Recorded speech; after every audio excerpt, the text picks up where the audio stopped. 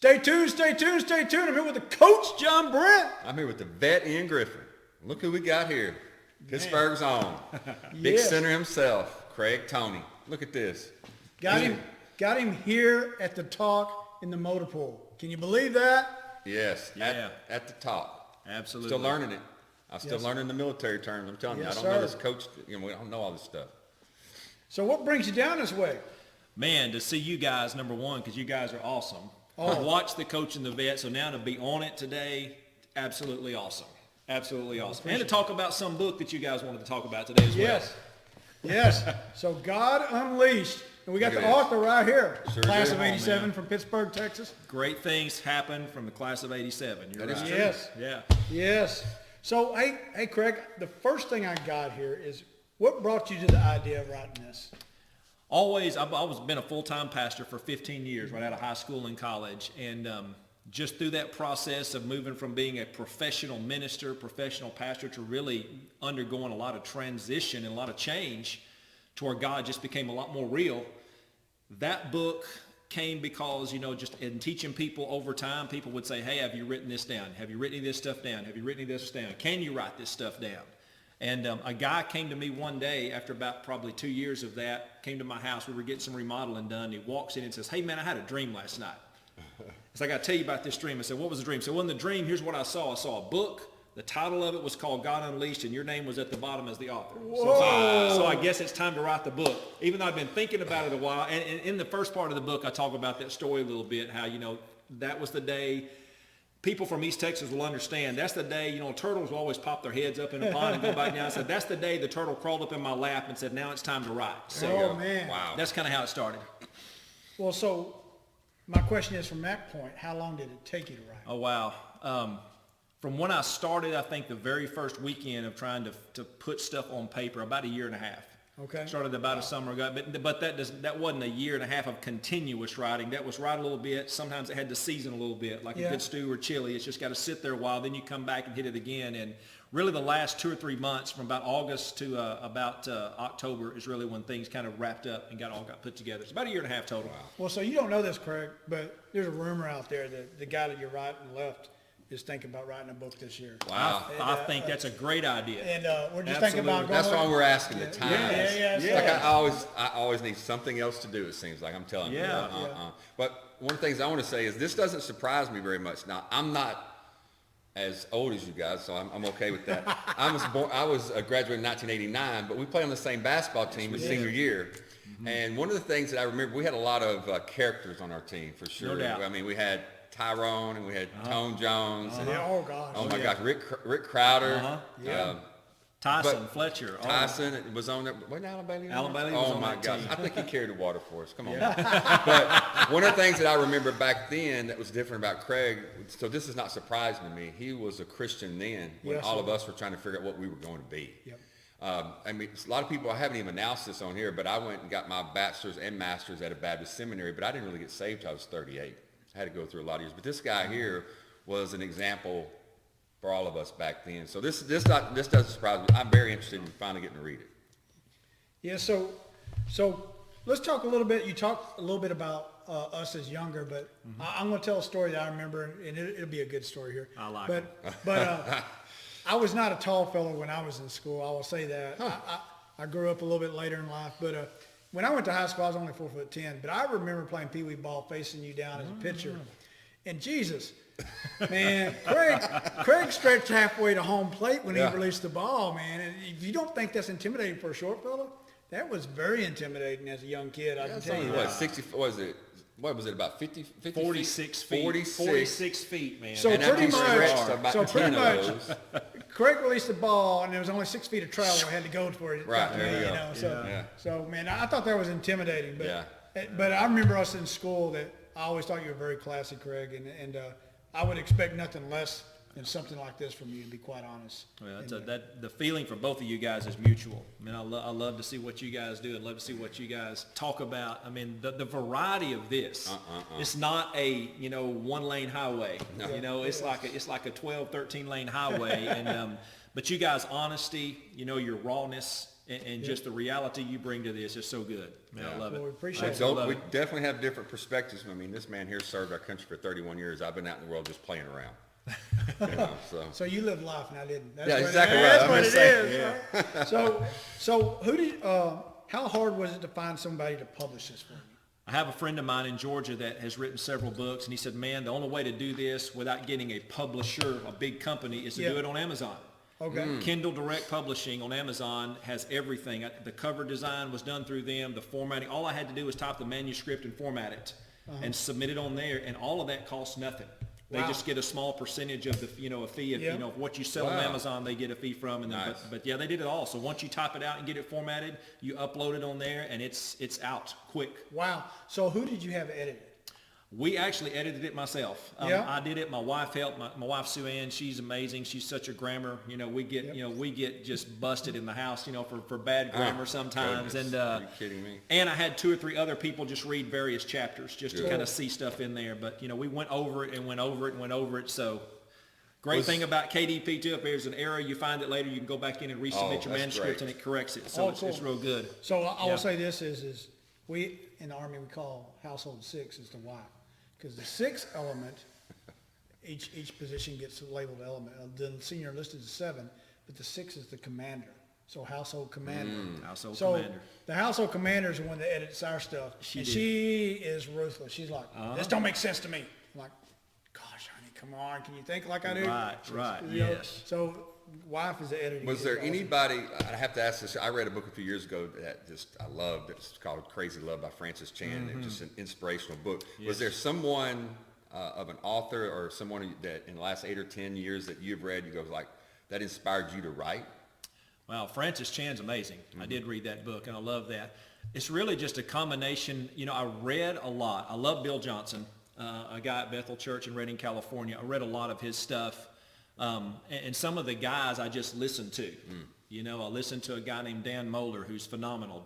Guy doesn't have his own Facebook page, doesn't publish anything, but he's just crazy. I loved Todd White. I love listening to Todd White. Todd White is great. I love him. I love his authenticity and his realness. But man, a lot of that's just a combination of a lot of people, a lot of time, and just really being hungry for more. And it just little by little, God would bring people into your life. Relationships are so huge.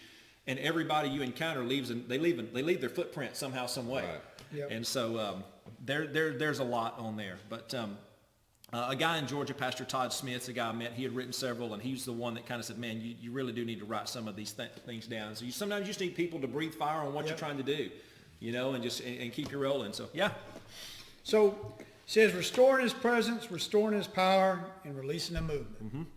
And my question is, will there be a follow-up book to this, or will this be a one and done? No, I think there'll be more. There's so much more that you didn't put in that. I mean, because really writing the first one is the hardest part because you're almost encapsulating a lifetime of stuff into something, and so you really have to just cut away and slice away and, just as you pray through things like, no, that's for a later day. That's for another day. That's for another subject. That's for another time. So, that one... When I got to about the 120th page or so, that's like, okay, this is about time to wrap this one up, and just roll on and get another one out later. So yes, we'll have more come out. Hold on, Craig. Now, 120 pages. I'm a soldier. We're a little bit up on the Marines. We don't use crayons, but 120 pages. But the print is large. Print is large. Okay. It is reader friendly. I think my sister and I, we have a ministry to inmates in Sulphur Springs, and we bought copies and gave them to all the female inmates that we had that time, and one of them came back 2 days later and read the whole thing. Oh, yeah. And I don't know if you know this, but I run the program at Billy Moore Correctional Facility, and those guys are some of the most amazing guys, especially, they've been in there for some time because they read so much. Yes. And they're so well spoken, so well read. It's like I told some the other day, they go, how in the world do you teach at a prison? I said, man, this is the best students I've ever had. Phenomenal. Now, although my joke was there, I will say most people that are in the Army, I ain't saying those other branches, we read a lot. And it's hard to read for enjoyment at times because you have to receive so much information. Yeah. So you read, most leaders in the Army read a tremendous amount, to be quite frank. Well, since we've known him for so long, I do have to ask, I know you went to First Baptist Pittsburgh, right? I did, yes. Who was someone there that inspired you Yeah. to get you, closer to God and do what you did? Because like I said, my remembrance of you, of course, was playing basketball, but was also you were at a different level more mature at that time as a Christian than most of us were at that time? Wow, that started with, our youth minister named Scott Byrne. Scott was there. Scott was like a basketball guy from Baylor, and him just pulling guys aside and just sowing into us. A guy named Ken Wesson that came later, that was after him. Ken came in about 88 or 89. I was interned with him for about 3 years. He was the best man at my wedding. Major influence, just because he was not, Ken was just raw, Ken was radical, Ken was real. Yeah. And I appreciated that That's with him. good. And so, and then, obviously, Sam Jones, the pastor, all of them, the friends that were there, Yeah. and it was just a great environment in the early years. Now, I've seen you and Suzanne with y'all's weight loss. It was absolutely amazing. And doing it as a couple, it in a way is good and bad, but I think it's the best way to do it, especially when you have marriage. What do your kids think about your weight loss? I have to ask that. What do they think about it? Oh, my daughter who just got engaged 2 days ago. Yes, I saw that. That was awesome. Congrats. To a guy, but she is a health fanatic. She's been telling Dad, "You've got to do something. Yeah. Dad, you've got to do something. Dad, you got to do something." And my wife has always been very conscientious about health as well. So it just took me getting on board with it and saying, like, man, you know what? I don't want to be 80 or 90 years old and be struggling to get up and down steps. Or I want to be able to I want to live life. And I tell people all the time, the thing is, I want to finish the race God has for me, and I want to finish it well, not struggle the last 10 laps because of health issues that could have been avoided, Yeah. And so, doing it together, that is the only way to go. But the kids, they're all on board with that. Austin, my oldest son, he goes to the gym every day. He was athlete and quarterback and stuff like that. My middle son, Clayton, he's a Nashville guy, in the music industry and doing stuff. So it's a great, they love it. They love it. It's great to have kids. What does your church think about you writing a book? The church we do loves it. I mean, they're the ones that want it, because they were a big part of the journey, especially the one we're in now the last 4 years that we've been a part of. They've been such a part of the journey because I met people there, and I write about that in the foreword. I mean, it's amazing to have some people around you that see things in you that you don't see in yourself. Right. And they call that out, and they speak to that, and they keep encouraging you in that. So that was finding an environment like that and people like that always see more in you than you see in yourself is huge. And that's what they've done. And so this was kind of a community thing for them to jump in on that, and just so powerful, so good. So when I look at this, and I saw it when it came out about right after Thanksgiving, was it? Yep, right around after then. Thanksgiving. And where can I get this You can get if that. I'm in South Carolina? How can I get this? You can get that a lot of ways. Number one, you can get it through us. We have a Facebook page called Restoration Fire Ministries. It's on Facebook. The book has a Facebook page as well called God Unleashed. So if you type in God Unleashed in a search on Facebook, it should bring you to that. Okay. You can get them directly through us that way, just by a message. You can jump on and just let us know. Or it is on Amazon as well. Okay. So people can get on Amazon and type in God Unleashed, and they'll find it there as well. Cool. And this guy, technical guy over here, we'll figure out a way to make sure on our stuff that we can put this on there. Put this on there. Yeah, make sure we do. Yeah. My last question is this. You're very passionate. What in the world are you going to do for the rest of your life? What is your goal? What do you want to do? My goal is that right there. That's really on the front page of the book. You want to represent God well. And a large part of the book is just the fact that so many people, even in churches like I was, you just get raised in this system, and you see so little. And I think as we grow older, and as I did, even really started kind of young, you realize there's so much more. Yeah. When I read the pages of the New Testament, there is so much more there than I see in my own life. So I've got a choice to make. I can either kind of tweak the New Testament to fit my life, or I can adjust my life to fit it. Yeah, and that's really a lot of what the pages are in the book. It's Exactly. unleashing God to I want him to be all he wants to be in me and through me. So when I finish the race, I finish empty and I finish well. Well, that's one of the things in the last few years that I have done is I realize that I am older. I don't have a lot of years left, but I want to leave a legacy. Mm-hmm. And my legacy, I want to live it and show it is to let the people around me, the proximity of people that always come in contact with me, go, there's something different about that guy. What is different? Christ. And if they can figure that's the difference and I'm not the difference, then I think we can leave that real legacy. Absolutely. I love seeing this. This is awesome. This is awesome stuff. So, hey, Craig, I'm going to say this is, I think you're a true inspiration. No doubt. I believe that wholeheartedly. And I wouldn't say that. People who know me knows I'm not going to mince words unless I mean them. And I think this is awesome. I just smiled from ear to ear when I saw you post this. Awesome. Yeah. And I'm very proud of you and proud to know you for as long as I have.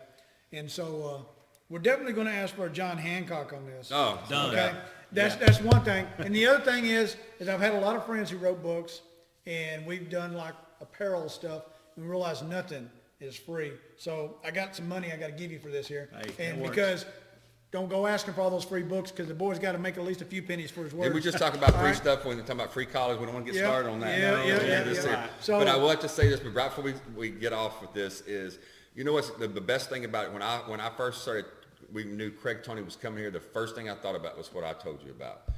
Wasn't about the basketball, wasn't about anything else. It was the character of the person at Yes. a young age. Never ever has left my thought of you. Awesome. Yeah, That's great.